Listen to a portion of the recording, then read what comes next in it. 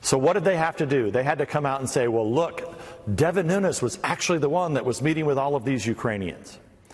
So sorry, CNN, it's totally false. That's Devin Nunes, the top Republican on the House Intel Committee, and, according to a Giuliani associate, directly involved in the push for Ukraine to investigate the Bidens. But long before Nunes was allegedly taking trips to Europe and milking Ukrainians for dirt on the Bidens, he was probably milking cows on his family's dairy farm. I'm comedian Gina Brillon, and this is the story of Devin Nunes, a congressman who went from suing a cow parody Twitter account to being center stage in one former steak salesman's impeachment process. I understand steaks. It's my favorite food, and these are the best. Devin Gerald Nunes was born in 1973 in Tulare, California. His family is of Portuguese descent.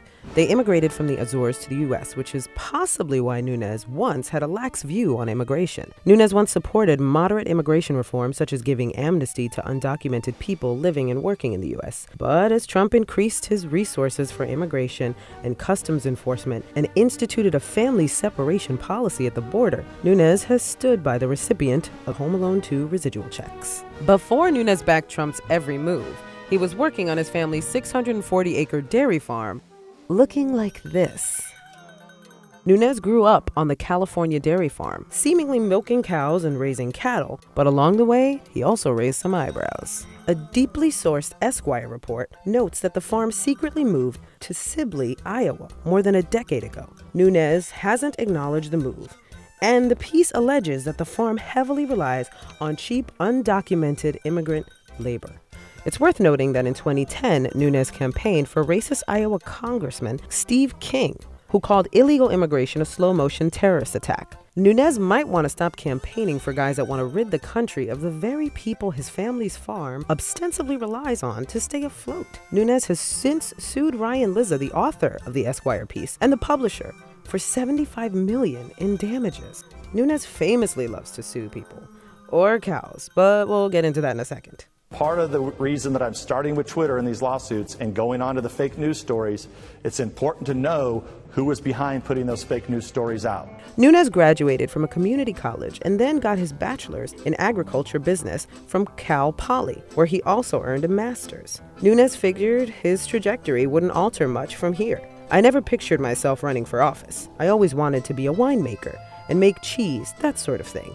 But of course, Nunes ended up doing the thing he couldn't fathom, running for office. In 1998, he ran for Congress, but he was removed from the ballot for not meeting the required age of 25. Nunes sued, alleging he would be 25 before being sworn in. He made his case and was back on the ballot, but it didn't matter. He lost the primary. In 2000, he volunteered on George W. Bush's presidential campaign, and after Bush won the presidency, he appointed Nunes as the U.S. Department of Agriculture State Director of Rural Development. During this time, the Democratic-controlled legislature did that annoying but somehow perfectly legal thing, redrawing district lines for maximum advantage. But creating largely left-leaning seats across the state resulted in Nunes' district turning bright red. He ran for House again and won. Thanks to Democrats, Nunes has been a rising force in Republican politics ever since. And thanks to millions and millions of dollars from super PACs, he's been able to stay there. In November of 2014, he was appointed chairman of the Intel Committee, where he's been what Steve Bannon calls Trump's second strongest ally in Congress, who Trump himself said may someday be recognized as a great American hero. And a very courageous man. He's courageous. Congressman Devin Nunes. But not everyone was digging Nunes. A few parody Twitter accounts mocking Nunes popped up. One called Devin Nunes' cow, and another called Devin Nunes' mom.